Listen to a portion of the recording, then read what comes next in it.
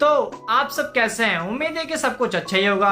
Demon slayer का season 3 episode 11 finally Hindi dub में आ चुका है। इसका हर एपिसोड मंडे को आता था और 11 एपिसोड इसका 10 तारीख को ही आने वाला था, लेकिन नहीं आया। मैं सोचा कि यार क्यों नहीं आ रहा था, फिर मैं नेक्स्ट डे ट्राई किया कि नेक्स्ट डे को आया कि नहीं, उस दिन भी नहीं आया। तो मैं समझ गया इस एपिसोड की लेंथ 52 मिनट की शायद थी, इसीलिए इसको डबिंग करने में हिंदी डब में टाइम लग रहा था कि अब ये अगले मंडे को ही हमें देखने को मिलेगा।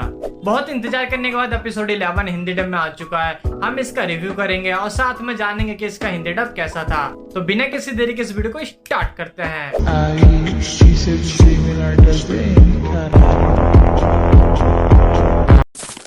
इस एपिसोड की शुरुआत भी कुछ वैसी होती है, लेकिन डीमन इतना ज्यादा तेज भागता है कि वो तांजिरो से पकड़ नहीं पाता है। फिर तांजिरो इस्तेमाल करता है थंडर ब्रीथिंग।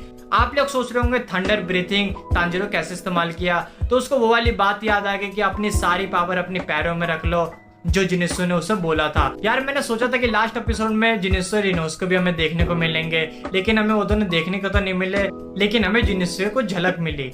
फिर तांजिरो डीमन की तरह भागता है, फिर वो उसके पास पहुंच जाता है। जैसे उसका गला काटने वाला रहता है तो डीमन अचानक ही बहुत ज्यादा बड़ा हो जाता है। फिर वो तांजिरो को पकड़ लेता है, फिर उसको गैन्या बचाने के लिए आता है तो वो भी नहीं बचा पाता है। फिर आती है हमारे नजुको, जो ब्लड डीमन आर्ट करके डीमन को जलाती है, फिर उसको छोड़ पाता है। उसके बाद वो डीमन बच जाता है, लेकिन डीमन के पास ज्यादा पावर नहीं होती अपने शरीर को दोबारा उगाने के लिए।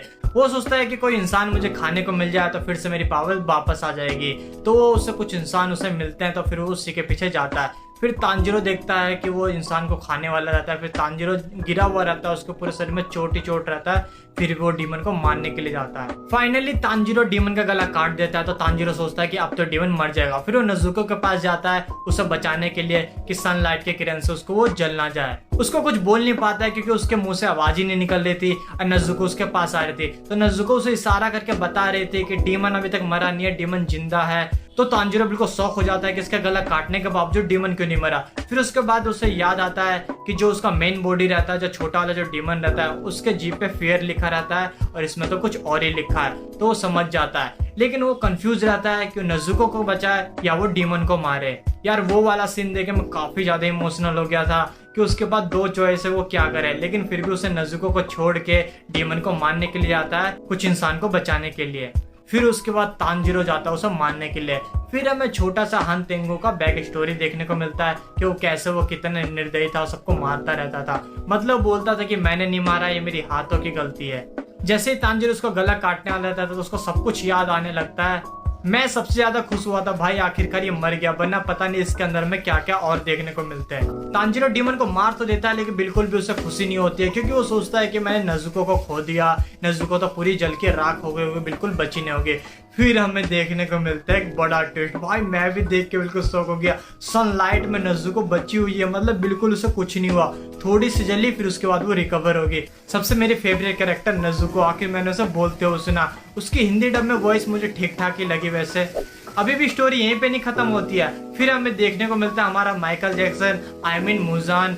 मुजान को सबसे ज्यादा खुशी हुई कि आखिर कोई डीमन सनलाइट की किरण में बचा रह गया। फिर उसके बाद हमें मुजान की बैक स्टोरी देखने को मिलती है। फिर उसके बाद वो बताता है कि 1000 साल पहले कैसे वो मरने वाला था अपनी बीमारी की वजह से। वो रोज ऐसे सोचता था कि आज मैं मर जाऊंगा। उसका डॉक्टर उसे जिंदा रखता था, कोई जड़ी बूटी खिला के आखिर वो जिंदा रहे 20 साल तक। लेकिन मुजान को लग रहा था कि ये सब बेकार है, जड़ी बूटी मुझे नहीं बचा पाएगी। तो वो क्या करता है, वो डॉक्टर को ही मार देता है। फिर उसे एहसास होता है कि जो उसकी दवाइयां थी थोड़ी थोड़ी रिकवर कर रही है, वो रिकवरी नहीं, वो उसे और भी ज्यादा स्ट्रांग बना रही है। तो लेकिन वो समझ गया था मुझे जिंदा रहने के लिए इंसानों का खून पीना पड़ेगा, मांस भी खाना पड़ेगा। लेकिन उसकी एक तकलीफ भी थी कि वो सनलाइट के किरण में नहीं जा पाएगा। फिर वो इंसानों को मारता रहा और उनका खून पीता रहा और मांस खाता रहा। फिर वो रिसर्च भी करने लगा कि मैं सनलाइट में कैसे जिंदा रह सकता हूँ। बहुत सारे उसने रिसर्च किया, लेकिन आज तक उसे कभी भी नहीं मिला। उसको जो टॉप 12 डीमन थे उनमें से उसे कोई भी ऐसा नहीं मिला कि वो सनलाइट में जिंदा रह सके। लेकिन उसे आखिरकार कोई डीमन मिला जो सनलाइट में जिंदा रह सकती है, नजुको। फिर वो उसके पीछे आखिर पड़ ही जाएगा। फिर इसकी स्टोरी हैप्पी एंडिंग के साथ खत्म हो जाती है। तो मैं आप सबको बता दूं, आप लोग सोचते हो यार ये हिंदी डब का रिव्यू क्यों करता है और ये हिंदी डब का एनिमे क्यों देखता है। तो मैं आप सबको बता दूं, सब लोग इसके जापानीज का रिव्यू करते थे और उसके बारे में बोलते थे, लेकिन कोई इसके हिंदी डब के बारे में बात ही नहीं करता था। तो मैंने सोचा क्यों ना क्रंची रोल पर हर एपिसोड आएगा और मैं इसका हर एपिसोड रिव्यू करके बताऊंगा कि इसका हिंदी डब कैसा था। लेकिन मैं इसकी स्टोरी बता देता था और इसके हिंदी डब के बारे में थोड़ा मैं चर्चा बहुत ही कम करता था। तो आप सबने अगर मेरी वीडियो देखी होगी पहले, मैंने इसके हर एपिसोड पे वीडियो बनाया, अगर आपने नहीं देखी तो जाकर देख लेना।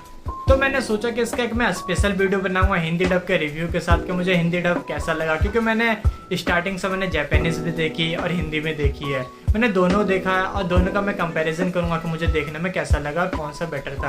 तो बस इस वीडियो में इतना ही। अगर ये आपको वीडियो अच्छी लगी हो तो एक लाइक दबाना। क्या ही अच्छी लगेगी यार, तुम लोग सोचते हो कौन हिंदी डब का रिव्यू करता है और कौन हिंदी डब में देखता होगा। तो अगर मन करे तो लाइक कर देना, चैनल को सब्सक्राइब भी कर देना। तो मिलते हैं इसी तरह की नई वीडियो में, तो बाय।